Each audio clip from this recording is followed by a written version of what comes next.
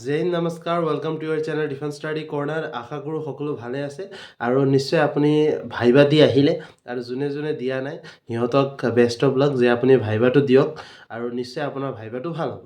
এতিয়া যোনে যোনে ভাইবা দি আহিলে সিহঁতে নিশ্চয় গম পাইছে যে ভাইবাত কি ধৰণৰ প্ৰশ্ন সোধা হৈছে। মই আগৰ পৰাই ভিডিঅ'ৰ মাধ্যম দি বা আমাৰ যোনটো প্ৰাইভেট কোৰ্চ আছিলে তাৰ মাধ্যম দি আপোনাক বুজাই আছিলোঁ যে ভাইবাত কি ধৰণৰ প্ৰশ্ন সোধা যাব।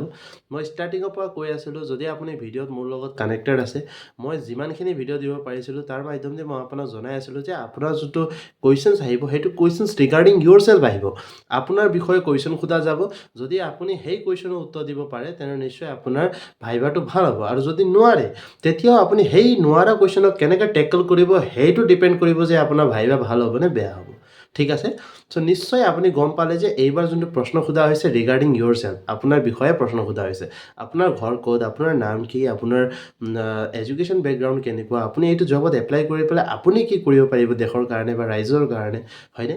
চ' এভৰিথিং এইট ৰিলেটেড প্ৰশ্ন সোধা হৈছে, কাৰণ ভাইবা যোনটো এক্সাম আছে সেইটো এক্সাম ইটছেল্ফ ডিফাইনছ ইউৰ চেল্ফ। মানে সেইটো ভাইবা এক্সাম মানে হ'ল পাৰ্চনেলিটি এক্সাম। পাৰ্চনেলিটি এক্সাম মানে পাৰ্চনেলিটি টেষ্ট। আপোনাৰ যোনটো পাৰ্চনেলিটি আছে, আপোনাৰ কনফিডেঞ্চ কেনেকুৱা, আপোনাৰ আপোনাৰ ডিচিপ্লিন পাৰ্চন হয়নে নহয়, আপুনি পাঞ্চুৱেল পাৰ্চন হয়নে নহয়, আপুনি যোনটো জবৰ কাৰণে এপ্লাই কৰিছে you are eligible for that job হয়নে নহয়, আপুনি সেইটো জবৰ কাৰণে কোৱালিফাইড হয়নে নহয়, আপুনি সেইটো জবৰ কাৰণে উপযুক্ত হয়নে নহয়, সেইটো টেষ্ট কৰিবলৈ ভাইবা এক্সামটো লোৱা হয়। ভাইবা এক্সামটো নলেজ টেষ্ট কৰিবলৈ কেতিয়াও লোৱা নহয়।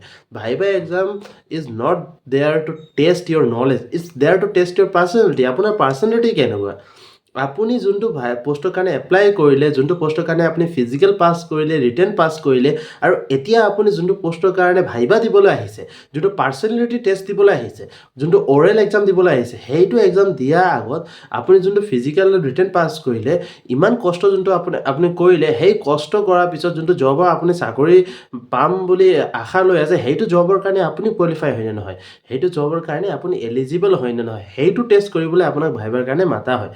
এটা প্ৰশ্নতে কেতিয়াবা গম পোৱা যায় যে এইটো কেণ্ডিডেট সেইটো পষ্টৰ কাৰণে এলিজিবল হয়। কেতিয়াবা দুটা প্ৰশ্ন সুধিবলগীয়া হয়, কেতিয়াবা 5টা, কেতিয়াবা 10টা। এইটো ডিপেণ্ড কৰে যে কেতিয়ালৈকে সিহঁতে এইটো স্পষ্টীকৰণ পাই নাযায় যে এইটো কেণ্ডিডেটটো সেইটো জবৰ কাৰণে এলিজিবল কোৱালিফাই হয় নে নহয়। ঠিক আছে, চ' সেইকাৰণে ভাইবা টেষ্টটো লোৱা হ'ল। এতিয়া আপুনি ক্লিয়াৰ হৈছে। এতিয়া আমি কথা পাতিম যে আপোনাৰ ফাইনেল কাট অফ কিমান যাব পাৰে, কিমান নম্বৰৰ ভিতৰত আপোনাৰ যদি নম্বৰ আছে নিশ্চয় আপোনাৰ নাম আহিব পাৰে। এতিয়া প্ৰথমত 2-3টা কথা আপুনি মনত ৰাখিব লাগিব যে viva cut off only depends on the performance of your viva. ঠিক আছে, ভাইবা কাট অফ মানে হ'ল final cut off. Viva cut off যেতিয়া ভাইবা পাৰ কৰিব তাৰপিছত কি পৰ্যায় আছে, appointment, final result. So' viva cut off মানে কি হ'ল, ফাইনেল ৰিজাল্ট। ঠিক আছে, এতিয়া আপোনাৰ সকলোৱে মনত ৰাখিব যে আপোনাৰ যোনটো ফাইনেল ৰিজাল্ট আহিব, সেইটো ৰিজাল্ট অহাৰ আগত আপোনাৰ কেতিয়াও এতিয়ালৈকে টিল দিছ মমেণ্ট অকল ভাইবা ৰিজাল্ট কেতিয়াও নাহে। ঠিক আছে, ভাইবা আমাৰ 5ৰ ভিতৰত কিমান পালে সেইটো ৰিজাল্ট কেতিয়াও নাহে। এড কৰি দিয়ে physical plus written plus viva, তাৰপিছত ফাইনেল মেৰিট লিষ্ট ওলায়। সেইটো মেৰিট লিষ্টত যাৰ নম্বৰ তাতকৈ বেছি আছে সিহঁতৰ যেতিয়া আপুনি ৰিজাল্ট চাব তাত দেখাব যে you are qualified for this post, you are selected for this post, আপুনি এইটো পষ্টৰ কাৰণে চিলেকশ্যন লৈছে। সেইটো কথা তেনেকৈ আপোনাৰ গম পাব। ঠিক আছে, আপোনাৰ যোনটো পৰ্টেল থাকিব SLPRB অফিচিয়েল ৱেবছাইটত। এতিয়া আপুনি মনত ৰাখিব লাগিব যে আপোনাৰ যোনটো ভাইবাত আছে সেইটো ভাইবাত এটলিষ্ট আপুনি 5ৰ ভিতৰত 3 নম্বৰটো আনাটো বহুতেই ইম্পৰ্টেণ্ট হৈ যায়। বিকজ 3 নম্বৰ যদি আপুনি নানে তেনেহ'লে আপোনাৰ এনেকুৱা হ'ব লাগিব যে আপুনি ৰিটেনত বহুত ভাল এটা নম্বৰ লৈ আহিছে বা ফিজিকেলত আপোনাৰ বহুত হাই নম্বৰ আছে, তেনেহ'লে সেইটো 3 নম্বৰ 2 নম্বৰ যোনটো আপোনাৰ নাপালে 5ৰ ভিতৰত যোনটো 3কেও কম পালে, আপুনি ধৰক 2 নম্বৰ পালে বা যোনটো 5ৰ ভিতৰত 3 নম্বৰ আপোনাৰ গুচি গ'ল, সেইটো 3 নম্বৰ মেকআপ কৰিব আপোনাৰ ৰিটেনত যদি আপোনাৰ বেছি নম্বৰ আছে আৰু আপোনাৰ ফিজিকেলত বেছি নম্বৰ আছে। কিন্তু আমি দেখিছোঁ যে মেজৰিটি ল'ৰা ছোৱালী যোনটো থাকে, মেজৰিটি যোনটো কেণ্ডিডেটছ থাকে যোনে এইবাৰ এক্সাম দিছে, সিহঁতৰ ফিজিকেল বা ৰিটাৰ্ণত ইমান হাই নম্বৰ অহা নাই। চ' সিহঁতে মেইন ফ'কাছ কৰিব লাগিব ভাইবাত। চ' ভাইবাত এটলিষ্ট যদি আপুনি 3তকৈ বেছি আনিব পাৰে নিশ্চয় আপোনাৰ নাম অহা চাৰ্জেছটো বহুত বেছি বাঢ়ি যাব।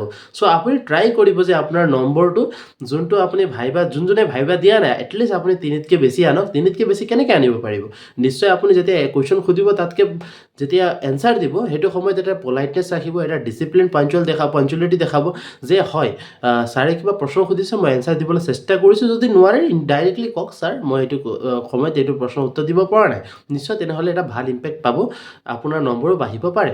আৰু যোনে যোনে এক্সাম দিলে সিহঁতেও টেনশ্যন কৰিবলগীয়া একো নাই। এতিয়া আপুনি 100% চিয়ৰিটি লৈ বহক যে যদি আপোনাৰ ভাইবা ভাল হৈছে নিশ্চয় আপোনাৰ নাম আহিব। যদি ভাইবা কেতিয়াবা বেয়াও হৈছে, ভাইবাত কোনেও ফেইল নকৰে, ন' ওৱান ফেইলছ ইন ভাইবা, কাকো জিৰ' নিদিয়ে, মনত টেনশ্যন ল'ব নালাগে।